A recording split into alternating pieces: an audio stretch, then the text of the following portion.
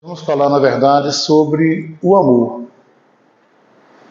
E para falar sobre o amor, eu fui buscar uma passagem nos registros de Lucas, o médico grego. Lucano era o seu nome grego. E nessa passagem do seu livro, que está registrado no capítulo 15, nos versos de 11 a 32. É uma história muito bonita, conhecida como a parábola do filho pródigo.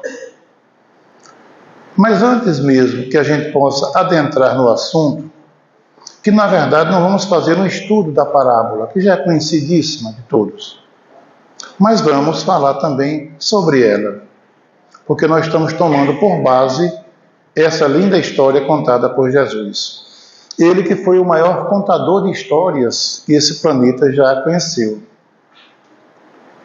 As suas lindas parábolas, além, claro, dos outros ensinamentos que não foram também em forma de parábola. Nessa história do capítulo 15 do Evangelho de Lucas, que curiosamente essa passagem só se encontra no Evangelho de Lucas. Dos 4 evangelhos, Mateus, Marcos, João e Lucas, apenas no de Lucas nós vamos encontrar esta parábola. E ela, se pudesse dizer que é uma das mais belas, porque todas são belas, né? Todos os ensinamentos do Cristo são belos. Mas esta parábola e a do samaritano, eu digo que são duas que mexem com a gente, porque o seu significado é muito intenso e nós podemos tomar para os dias de hoje sobre vários aspectos da nossa vida cotidiana. Então, nessa história do filho pródigo, antes eu quero fazer um pequeno esclarecimento sobre essa palavra, pródigo. É claro que não é aula de português aqui, mas pode ser que alguém não saiba exatamente o significado desta palavra. Pródigo tem 2 significados. Um deles significa aquele que gasta em excesso, ou pessoa que dissipa dissolutamente o que tem, os seus bens.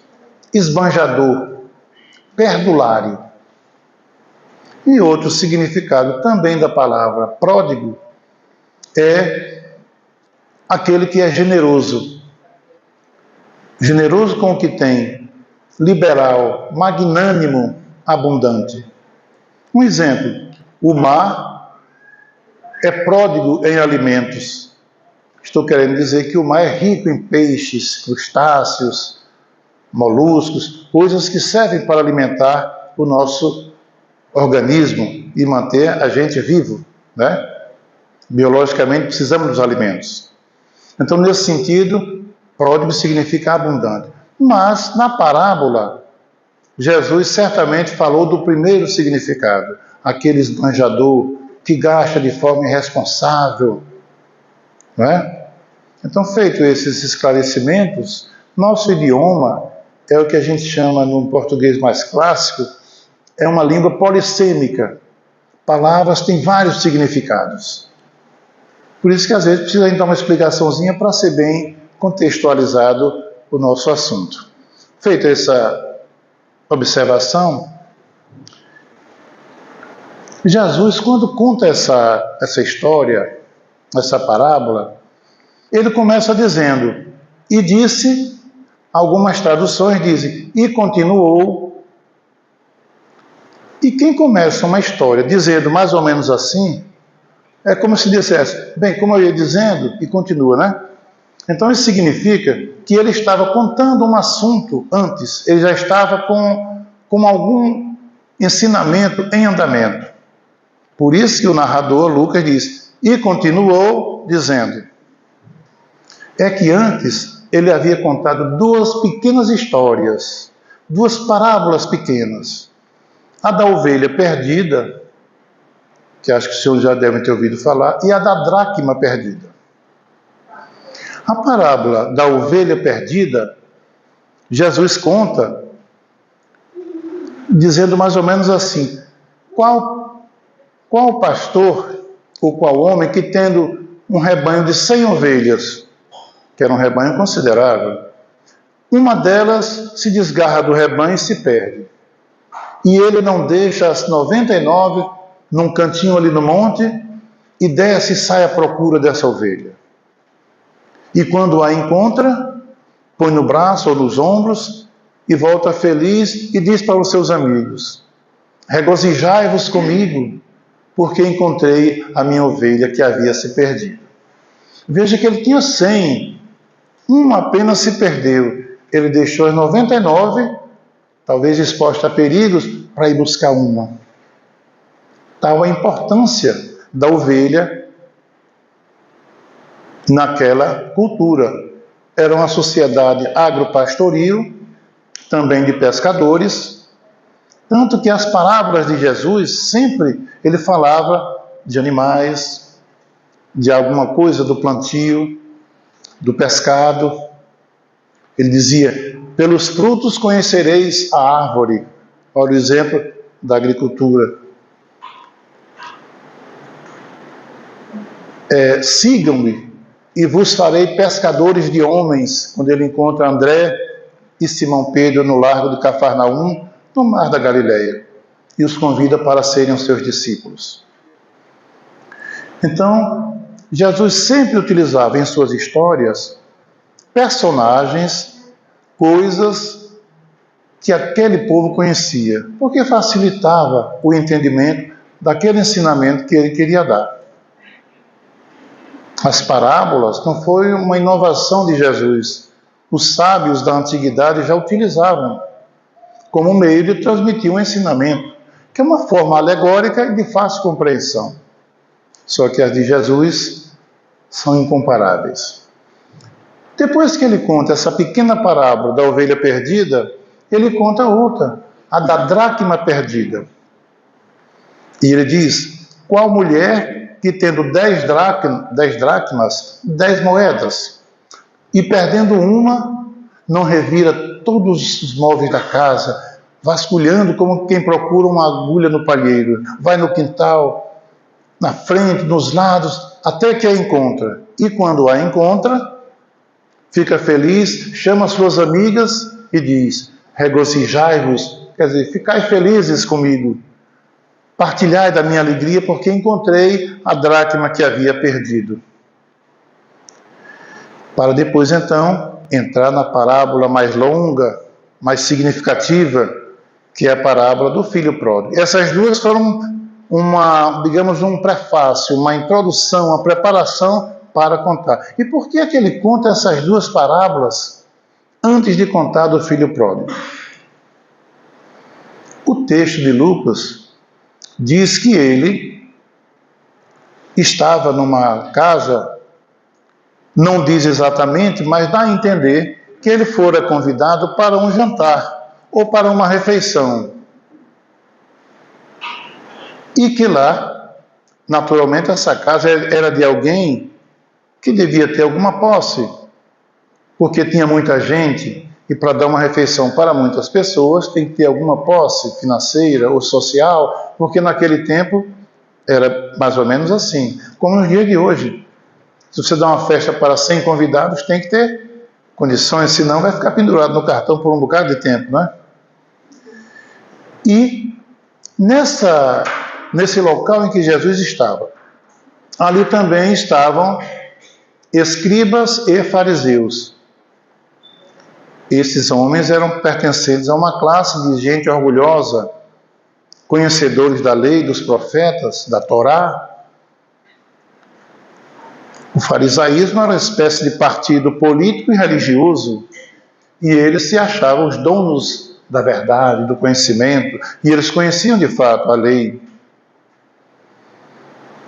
Mas também, quando souberam que Jesus ali estava, se achegaram também publicanos e os chamados pecadores. Publicanos eram os cobradores de impostos, das taxas. E eram pessoas odiadas pelos seus compatriotas, porque eles cobravam impostos dos seus compatriotas para o Império Romano, que era o invasor, o dominador, o opressor daquela época. Então, publicano era sinônimo de gente de má vida, e o povo sequer cumprimentavam. Eram consideradas pessoas odiosas, eram odiados por todos os judeus. E os pecadores eram aqueles que eles consideravam aquelas pessoas que não cumpriam fielmente o ritualismo do judaísmo, não cumpriam fielmente os preceitos da Torá, do Talmud, da Cabala ou Cabalá. Os fariseus e os publicanos, vendo que já estava na refeição ali em andamento, e vendo que estavam ali os publicanos, tais publicanos e os pecadores, os gentios, os pagãos, eles cochichavam entre si. O que a gente hoje chama de fuxico, né? Estavam fuxicando ali, né? No pé de ouvido. Esse aí, vocês não dizem que é o Messias, que é o Filho de Deus? E como ele come com pecadores e publicanos e os gentios? Mas eles falavam baixinho. Jesus, pela sua hierarquia moral, pela sua evolução de espírito puro que era, captou aquelas vibrações maliciosas. E aí disse, olha, eu vou contar aqui uma história para vocês. Aí conta aquela da ovelha perdida. Depois, eles não entenderam nada, vou contar outra. Aí contou da dracma perdida. Dracma, a propósito, era uma moeda grega equivalente ao denário romano. E ambas tinham valor equivalente a um dia de trabalho. E era a moeda que vigia naquele tempo no comércio, as duas. Quando Jesus acabou de contar a parábola da ovelha perdida, ele diz uma frase que tocou. Ele diz, olha, nos céus há mais alegria por um pecador que se arrepende do que por 99 justos, e eu digo que se acham justos e que não precisam de arrependimento. Porque, veja a analogia, o pastor tinha 100 ovelhas, deixou 99 e foi em busca daquela perdida. Aí ele aproveitou e deu essa, fechando com o checkmate. Bom, acabadas as duas parábolas, ele aí conta a parábola do filho pródigo. Certo homem, dizia Jesus, tinha 2 filhos. O mais novo chega para o pai determinado dia e diz, pai, eu estou a fim de sair por aí, curtir. Sou jovem, isso não é uma linguagem de hoje, né? E quero que o Senhor me dê a parte que me cabe na herança. Eu preciso viver novas experiências, conhecer o mundo. O pai naturalmente ficou triste, mas um pai muito bondoso fez a repartição e deu a sua parte. E na história esse filho sai por aí, como se diz, de boa. E foi para uma terra longínqua, diz o texto. E não demorou muito, ele saiu gastando com as mulheres, na farra, nas baladas da época. O que se gasta e não se repõe, se acaba logo. Acabou. E por acaso veio uma grande seca naquela região longe onde ele estava. E a fome, consequentemente, se abateu sobre todos. E ele não tinha mais recurso nenhum, passando fome, viu-se obrigado a procurar um homem que criava porcos. E a este homem ele pediu um trabalho assalariado e que lhe permitisse, inclusive, comer das alfarrobas que alimentavam os porcos. Alfarrobas é o que a gente chama aqui de algaroba. A gente vê às vezes na rua, tem umas vargenzinhas, aquele é ruim pra caramba. Até os porcos comem, porque come tudo, mas o homem então dá o trabalho a ele, mas diz, não, você é pago para cuidar dos porcos, não para comer a comida deles. Então nem lhe foi permitido comer da comida que os porcos comiam. Veja que situação ele se encontrou. O que acontece com todos nós quando se afasta de Deus? Porque esse pai da história, na analogia, é Deus, o nosso Criador. Quando a gente se afasta de Deus, das suas leis, e passa por aí a curtir dissolutamente, acontece sempre coisas desagradáveis. Cuidar de porcos para um judeu é a pior coisa inimaginável, porque o porco era um animal considerado impuro, imundo. O livro Levítico é o terceiro livro do Pentateuco de Moisés. No capítulo 11, para quem quiser depois conferir ou dar uma olhada, nesse capítulo ele faz um elenco de todos os animais proibidos, segundo eles, por Javé, por Deus. O homem não podia comer daquilo. E a lista é enorme. Tem peixes com barbatana, sem barbatana, animal com pata fendida, que seja ruminante, ou que não seja ruminante, mas tenha o casco. É uma série de animais que no capítulo 11 desse livro Levítico, que é o terceiro livro do Pentateuco, ele faz um elenco. E mesmo assim, esse homem judeu sujeitou-se a pedir para comer a comida do porco. Um judeu não podia tocar num porco morto, então nem pensar, se tornava impuro e demandava um ritual muito sacrificante no templo, em determinada data. Pois bem, o texto diz que, caindo em si, aquele jovem, o filho pródigo, o perdulário, caindo em si, significa refletindo, viu a besteira que fez. Como a gente, quando é jovem, faz muita bobagem, é típico da pouca idade, da pouca experiência.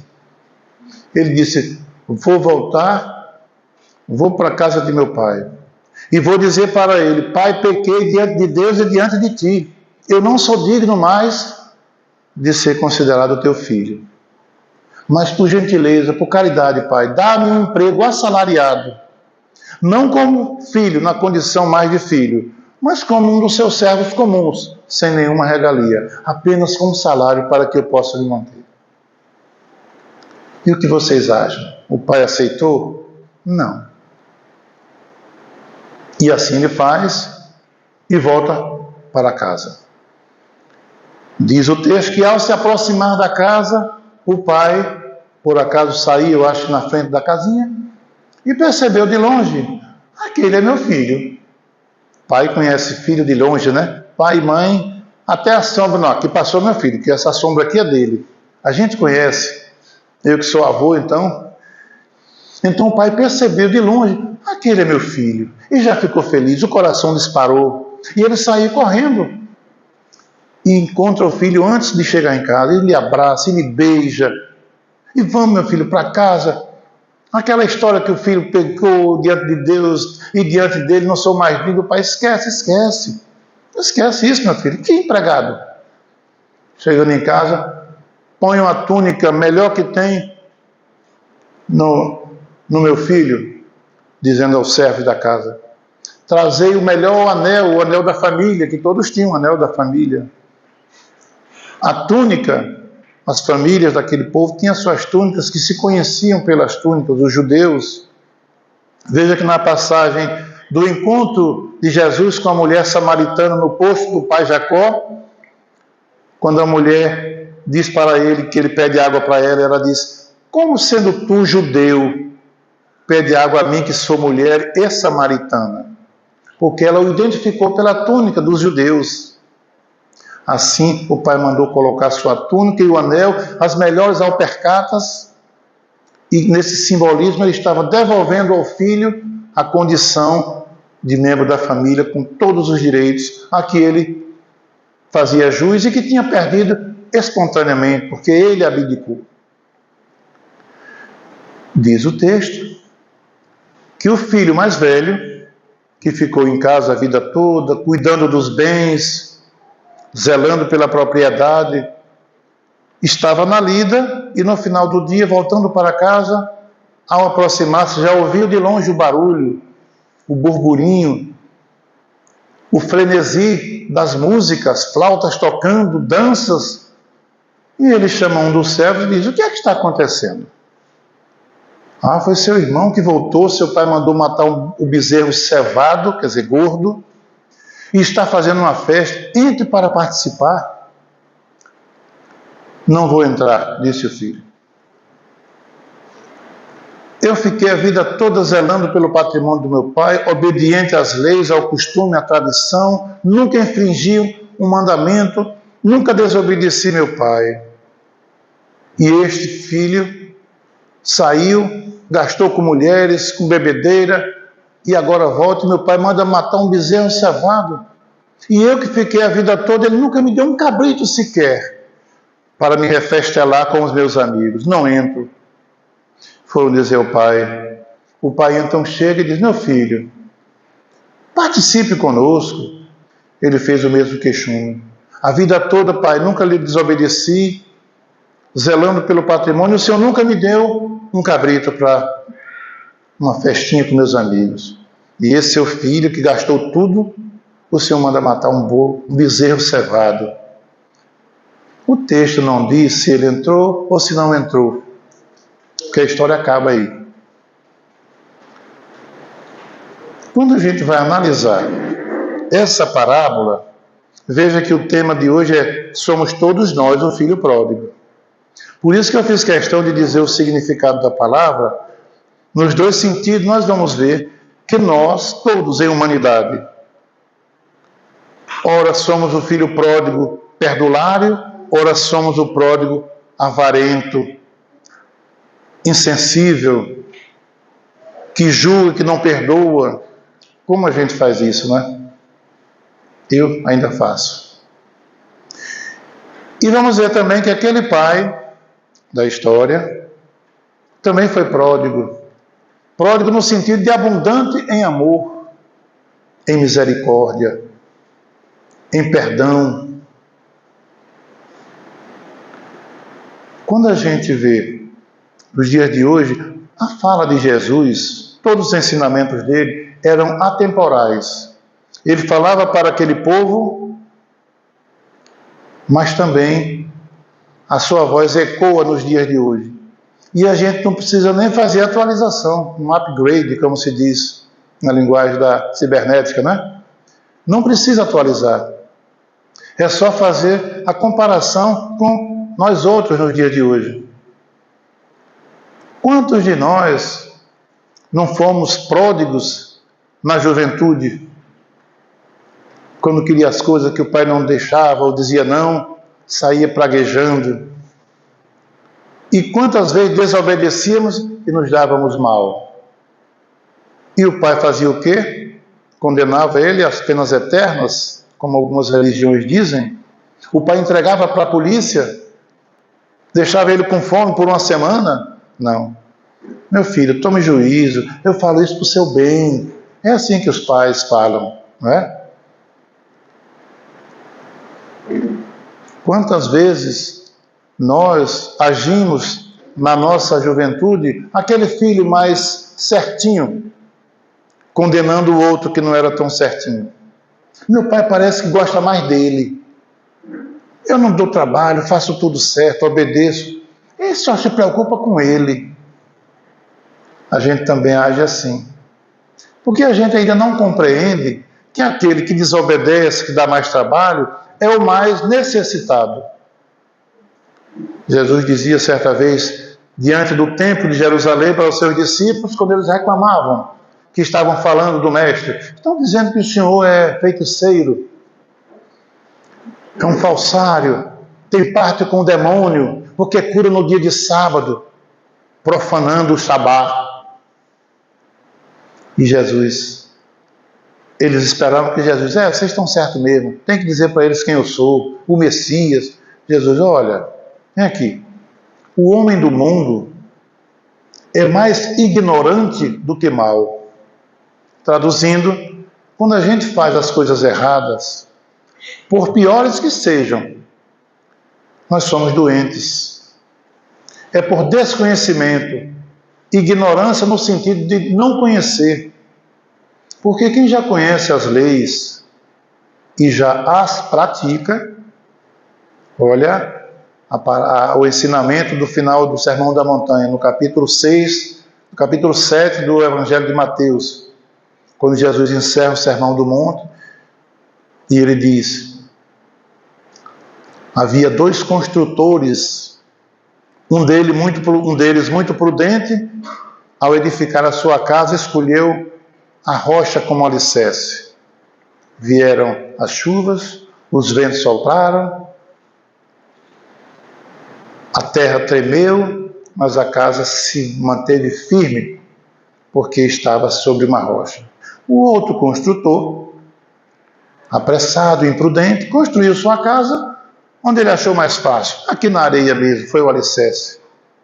E uma casa no alicerce arenoso não tem firmeza. No primeiro ventinho que soprou, a chuva quando veio, a primeira tremida de terra, a casa tremeu e caiu. E ele diz: e foi grande a sua destruição. Aí ele diz isso porque antes ele disse: aquele que ouve as minhas palavras, no final do Sermão da Montanha, todo aquele que ouve estas minhas palavras e as pratica, é aquele construtor prudente que edificou a casa na rocha. E aquele que não as pratica, quer dizer, que não vivencia, não faz aquilo que ouve ele, é o homem prudente que edificou sua casa sobre a areia. Então a gente precisa praticar, vivenciar aquilo que a gente já compreende. E quando a gente já compreende, sabe e pratica, é o homem prudente da parábola. Então já não mais ficamos com raiva daqueles que ainda burlam as leis, que nos ofendem. Ele não disse? Pedro perguntou: quantas vezes, Senhor, tenho que perdoar o meu irmão quando este pecar contra mim? Será 7 vezes? Não 7 vezes, Pedro. Em verdade eu vos digo que deveis perdoar 70 vezes 7 vezes. Já fizeram a conta aí quanto dá? 70 vezes 7? 490. Mas pela mesma falta, viu, gente? Não vá somando todas as faltas, é pela mesma falta. Isso é o que a gente chama hipérbole. É um exagero, um reforço de retórica, querendo dizer que você tem que perdoar tantas vezes quantas forem necessárias. Porque ele completou: porque não é assim que vocês fazem e vosso Pai que está no céu os perdoa? Quantas vezes a gente erra e tem o perdão sem a gente sequer pedir? E por que então eu não perdoar quando o irmão vacila diante de mim, quando ele me ofende? Não é? Jesus disse também: amai-vos uns aos outros, eis o primeiro mandamento. Agora, amar a Deus sobre todas as coisas, eis o primeiro mandamento. Amai-vos uns aos outros. E acrescentou um terceiro: amai também aos vossos inimigos. Orai pelos que vos perseguem e pelos que vos caluniam. Não é fácil, mas é possível. Se ele disse, é possível. É porque a gente às vezes não quer sair da zona de conforto. A gente tende a ficar no ócio, no bem bom. Mas se a gente fizer um pouco de esforço, de sacrifício até às vezes, a gente vai conseguindo. Por exemplo, amar um inimigo não significa trazê-lo para a sua casa por um banquete, para um jantar. Porque as energias vibram em tons diferentes, em frequências diferentes. O sujeito ontem lhe abordou ali, bateu no seu carro, você desceu com sua esposa, sua filhinha, ele xingou, disso, daquilo, ainda exibiu aquele dedo, né? Aquele da ofensa mesmo. E hoje você convida para sua casa, é um perigo. Vai que agora ele conclui o que começou lá. E Jesus disse: amar os inimigos é não revidar, É compreender que ele está num estado inferior ao seu, que ainda se compraz em fazer o mal, em ofender alguém. E todos nós somos irmãos, ou pela parentela do sangue, da carne, ou irmãos em Cristo, em humanidade, irmãos em caminhada. Não é fácil, mas é possível. Amar o inimigo é não desejar o mal a ele, que ele fez para você. É orar por ele, para que ele encontre a razão. E quem sabe, ele amanhã compreenda que é melhor fazer o bem do que fazer o mal. Como dizia Divaldo Franco em uma de suas palestras, o bem que se faz anula todo o mal que se fez. O verbo fazer em dois tempos, presente e passado. O bem que se faz, o bem que eu faço hoje, anula todo o mal que eu fiz ontem. E o apóstolo Pedro, Simão Barjonas, velho pescador de Cafarnaum, vai dizer na sua carta, na sua epístola,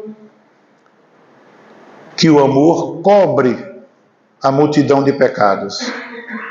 E o verbo cobrir tem um significado interessante. Aqui, se eu cobrir com o manto esse púlpito, vocês não vão vê-lo, vão ver o manto cobrindo. Então, quando ele diz que o amor cobre multidão de pecados, é no sentido de encobrir mesmo. É para que eu não veja, não fique vendo o mal feito do outro contra mim, e fico alimentando aquele sentimento de desarmonia. Então, o amor cobre, faz com que eu não veja mais, e eu não vendo, vou esquecendo, vou dando cada dia menos importância àquele mal feito. Chega ao ponto que quando eu tirar o manto, o púlpito está lindo do mesmo jeito, até mais bonito. E eu vou dizer, nem lembro mais do que foi que fulano me fez. Ao passo que se você fica alimentando, fazendo questão, aquela ferida que está cicatrizando, você coça com a unha, tira a casquinha, o sangue jorra. Inflama de novo. Então, o bem que se faz anula todo o mal feito. Quando a gente entende que o irmão que nos ofende é porque ainda não tem o conhecimento que nós já temos, temos que ser indulgentes. No Livro dos Espíritos, o professor Hipólito Leon Denisard Rivaio, codinome Allan Kardec, né? Ele faz uma pergunta interessante. Qual o verdadeiro sentido da caridade como a entendia Jesus? Não é como a gente entende, é como Jesus entendia. E eles disseram: indulgências para com as imperfeições alheias, né? O perdão das ofensas, e tem mais outra coisa que agora eu esqueci. Indulgência, benevolência. BIP. Gostei, muito obrigado. Eu até tenho BIP, o macete. Benevolência para com todos, indulgência para com as imperfeições alheias e o perdão das ofensas. Isso é o sentido da caridade, como entendia Jesus. Porque às vezes a gente confunde caridade com esmola. Esmola é você dar o que não lhe serve mais, o que lhe sobra, aquilo que está lhe incomodando.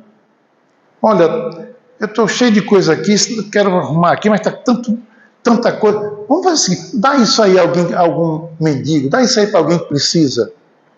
Você não vê ninguém dizer, não, dê esse tablet aqui que eu comprei agora, dê aquele smartphone novo. Não, aquele já não está funcionando, a bateria não carrega mais, às vezes corta a ligação. Dê para alguém aí. Isso é esmola. Desses trocadinhos aí que ninguém quer mais, hoje é tudo Pix, isso é esmola. Bateu na porta, moço, me dê uma comidinha que estou com fome. Sobrou algum resto de comida aí? Aquele negócio estava cheirando, estava muito bom. Olha, dá logo esse povo para ver se ele deixa a gente em paz, para não atrapalhar a nossa Netflix. Isso é esmola. E caridade? Caridade, do latim caritas, é você doar. Olha, doar já é diferente de dar. Doar é dar, mas com amor. Então a caridade é a doação que você faz, impregnando aquilo que você está dando com todo o amor do seu coração, desejando que aquela pessoa seja feliz com aquilo que você está doando. E você fica mais feliz pelo fato de doar do que mesmo aquele que recebe a doação. Quando você faz o bem a uma pessoa, o maior beneficiado pelo bem que você fez, adivinha quem é? Você que fez o bem. Então, caridade é isso. É doar com amor. É dar aquilo que serve. Não é dar o que você não quer mais. Ah, aquela calça que está rasgadinha já, quem sabe ele dá uma costurinha, bota uma prega ali, dê para esse guarda-roupa está cheio, já vou comprar umas novas aí de marca. Isso não é caridade, é esmola. Quando tiver a mesa e alguém pedir, é impossível você dizer não tem nada. Ou você está comendo, como é que não tem nada? Bom, pode ter pouco, a situação não está fácil. Para muitos, mais difícil ainda. Mas, gente, se você está comendo um pratinho ali, mas só tem aquele do prato, tire um pouco do prato e dê. Aquele prato vai render mais. E vai ser tão útil para aquele que vai comer aquela metade do seu prato, porque aquele pouco alimento vai com amor. Ele vai com fluidos amorosos que multiplicam-se quando aquela pessoa ingerir aquele alimento que foi dado com amor. Dê um pouquinho do suco. E se puder, dê também mais algum trocadinho para ele. Olha, aqui para o senhor comprar o pãozinho da noite. Caridade é isso, gente.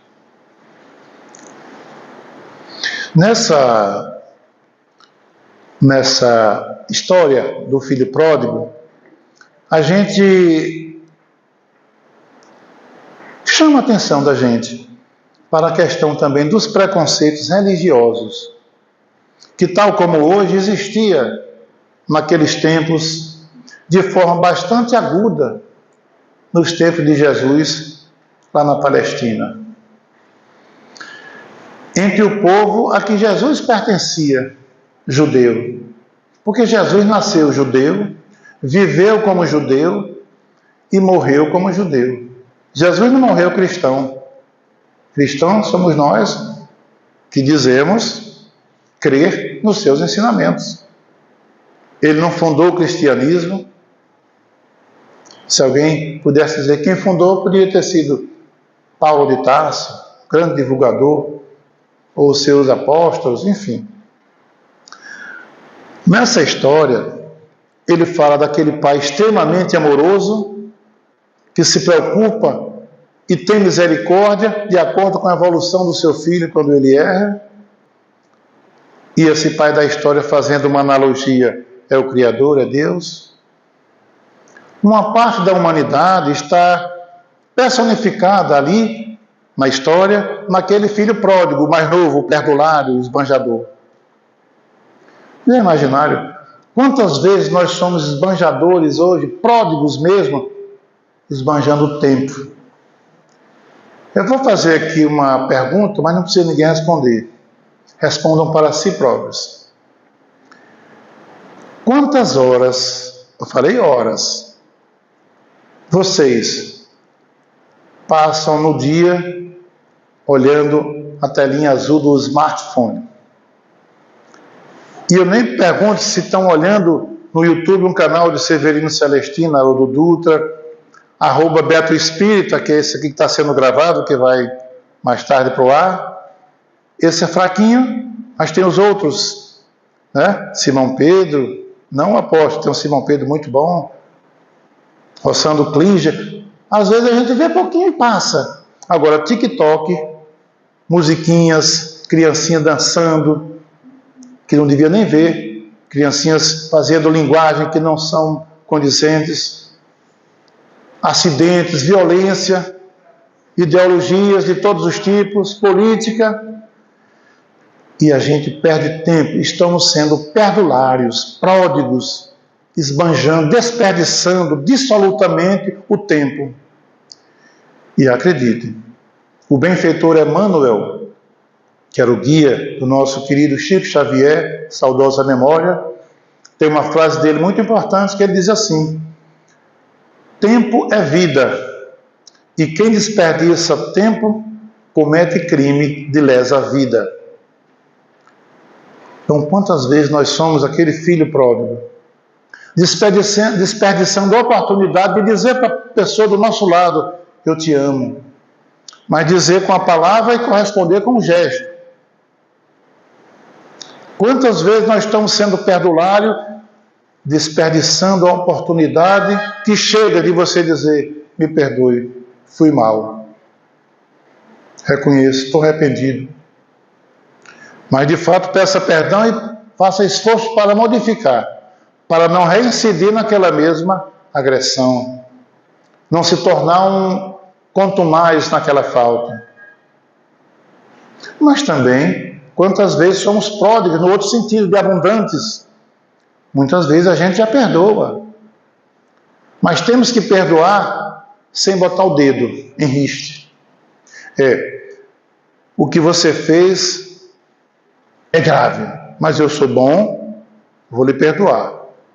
Mas saiba, viu? Estou lhe perdoando porque sou uma pessoa boa, tenho um coração bom, Deus está vendo. Aí bota Deus no meio, né? Isso não é perdoar, isso é humilhar. A falta foi grande. Olha, não vamos falar disso, porque a gente ainda pode se inflamar. Por mim está perdoado. Bola para frente, vida que segue. Deus te proteja, que não faça mais essas bobagens. Eu também já fiz as minhas, não vou te julgar. Mulher, cadê os que te acusavam? Não te condenaram? Perguntou Jesus à mulher dita pecadora, diante dos homens que queriam apedrejá-la. Não, Senhor, disse a mulher, nem eu tampouco te condeno. Filha, levante-se, vai e não peques mais. Porque Jesus não dava passa fora em ninguém, nem era conivente com os erros de ninguém, mas ele não humilhava. Filha, o passado esquece, vai, não peque mais. Ele sempre, quando ele percebia que a pessoa em questão já estava pronta para seguir, ele não dizia, vai, não peques mais. Para algumas ele dizia. O paralítico que foi curado no tanque de Betesda, que havia 38 anos jazendo numa maca, quando ele foi curado, foi num dia de sábado, por isso Jesus foi criticado pelas autoridades do templo. Jesus depois encontra o homem passeando na frente do templo e disse: olha, vês que está curado, hein? Não tornes a pecar, para que não te aconteça coisa ainda pior. E o pior aconteceu. Aquele homem não seguiu Jesus, voltou ao pecado, na linguagem da ortodoxia bíblica. Então, gente, na história, esses personagens têm tudo a ver com nós outros no dia de hoje. O ser humano encarnado está aqui em busca da perfeição. Mateus, capítulo 5, versículo 48, Sermão do Monte. Jesus disse: sede perfeitos como perfeito meu Pai que está nos céus. Então, se ele diz que nós sejamos perfeitos, claro, numa linguagem simbólica, não vamos ser nunca perfeitos igual ao Pai, senão seríamos deuses como ele. Mas é na perfeição que nos é possível alcançar na nossa evolução. E Kardec, o professor Rivalho, que eu falei, na questão 132 do Livro dos Espíritos, pergunta qual a finalidade da encarnação dos espíritos aqui na Terra. E eles disseram que Deus impõe a encarnação com o fim de levá-los à perfeição. Para uns é uma expiação, para outros é uma missão. Mas para chegar a essa perfeição, eles devem sofrer todas as vicissitudes da vida, da existência corpórea. Nisto é que está a expiação. E ele diz, os espíritos, a encarnação tem ainda outra finalidade, que é a de colocar o espírito em condições de enfrentar a sua parte na obra da criação. E segue, a resposta é longa.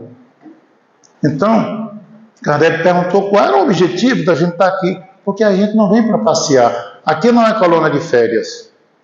O planeta, tutelado por Jesus, que é o governador espiritual do orbe, é uma escola, mas é também um presídio, é também uma penitenciária, porque muitos de nós viemos aqui em expiação dolorosa, aprisionado num casulo, que a gente chama de corpo.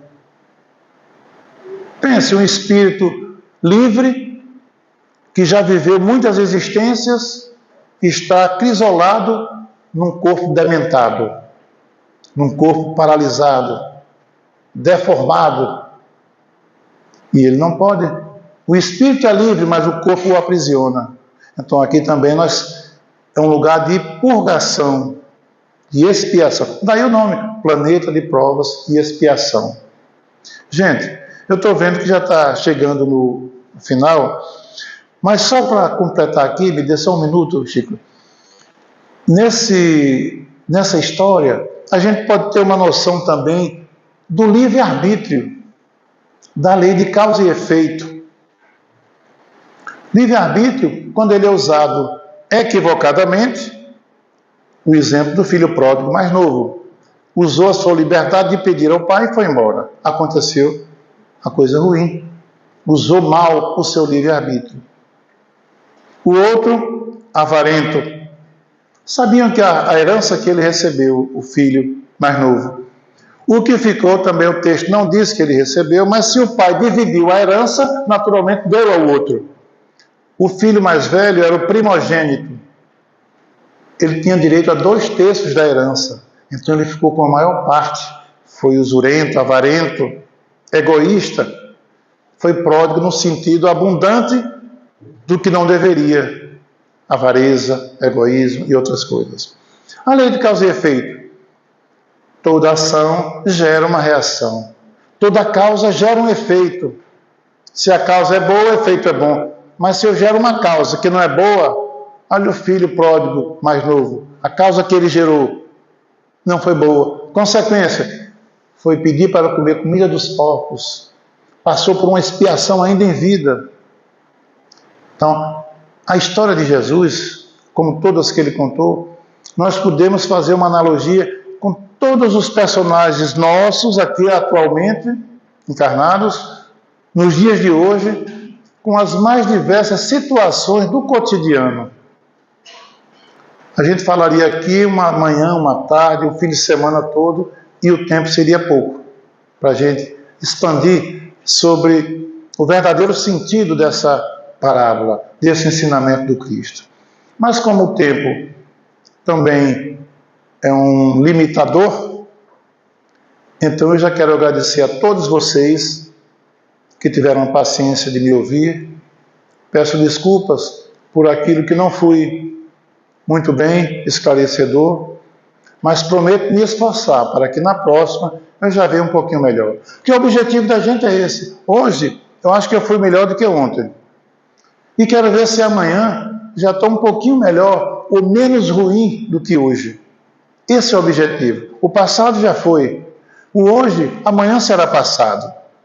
Então, que na próxima eu possa trazer algo melhor para vocês. Que Jesus abençoe a todos. Que o nosso irmão Chico Xavier, o mentor dessa casa, que ele possa também dar as boas intuições a todos os trabalhadores dessa casa, a Terezinha, a Lídia, nosso irmão Chico, vocês, frequentadores, e que Deus abençoe a todos. Muito obrigado pela paciência. Até a próxima.